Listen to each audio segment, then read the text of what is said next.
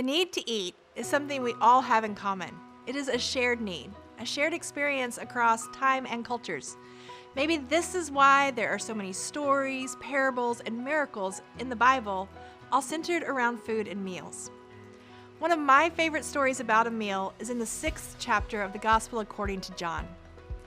After this, Jesus went across the Galilee Sea, that is the Tiberias Sea, and a large crowd followed him because they had seen the miraculous signs he had done among the sick. Jesus went up a mountain and he sat there with his disciples. It was nearly time for Passover, the Jewish festival.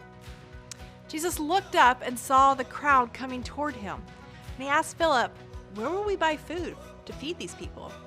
Jesus said this to test him, for he already knew what he was going to do. Philip replied, "More than a half-year's salary worth of food wouldn't be enough for each person to have even a little bit." One of his disciples, Andrew, Simon Peter's brother, said, "A youth here has 5 barley loaves and 2 fish, but what good is that for a crowd like this?" Jesus said, "Have the people sit down." There was plenty of grass there. They sat down, about 5,000 of them. Then Jesus took the bread, and when he had given thanks, he distributed it to those who were sitting there. He did the same thing with the fish, each getting as much as they wanted.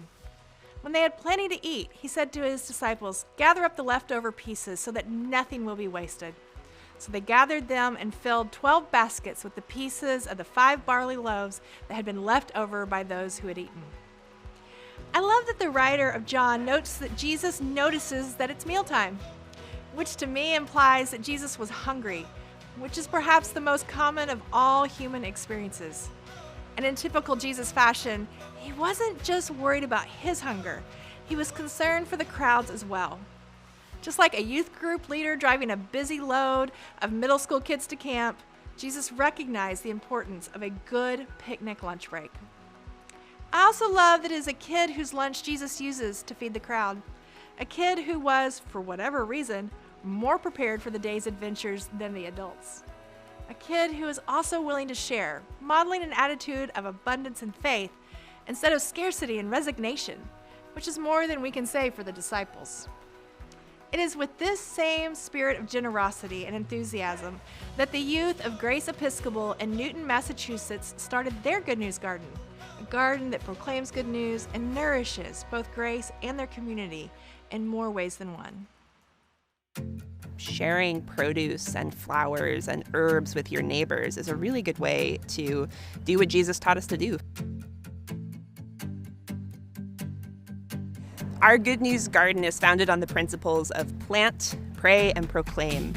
We built our garden with the help of our 4th and 5th graders. It's being cared for by families of all ages this summer. It's been a way to really tangibly serve our community in a time that has been really hard to reach out, especially for kids who aren't old enough to be vaccinated yet. The project came during the pandemic when back at Easter 2020, we were all like, oh, it's just a few more weeks.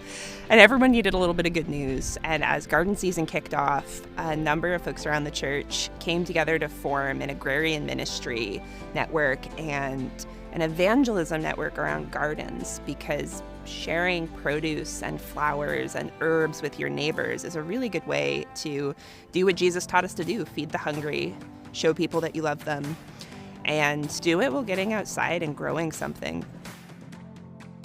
Grace applied for a grant from the Office of Evangelism at the Episcopal Church this past year and received one to build a garden. Our hope was that the garden would be a place that was a little bit more neutral, where we could invite others into ministry with us and into creation, while also feeding the hungry and maybe soothing our souls in the process.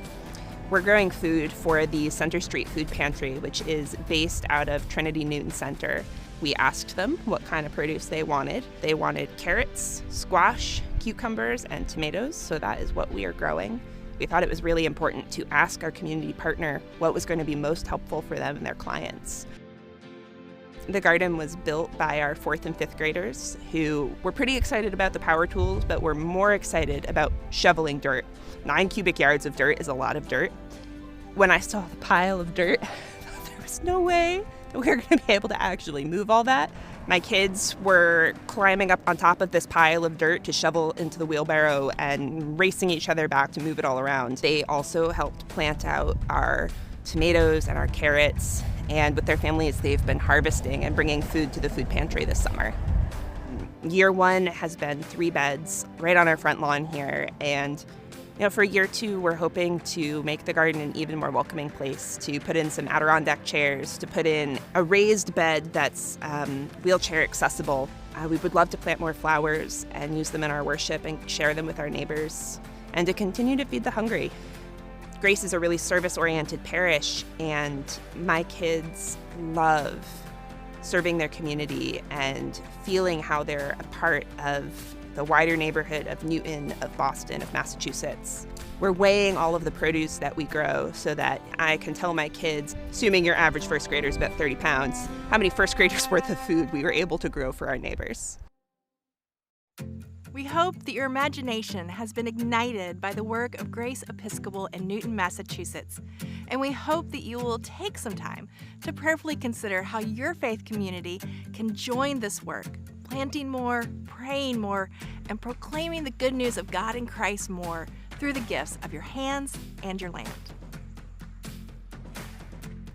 Good News Gardens is an agrarian ministry of the Episcopal Church that seeks the transformation of individuals, communities, and the world through the ongoing restoration of right relationship with God, each other, and all of creation. As the Good News Gardens movement, we participate in this process through the outward and visible signs of planting, praying, and proclaiming the good news of Jesus and His way of love. We believe that we and the world will be renewed and transformed by being rooted in Christ, reconciled to each other, and restored in right relationship with creation. If you would like to join this work, or if you have a Good News Gardens story to share, please follow the links provided with this video or visit episcopalchurch.org for more information.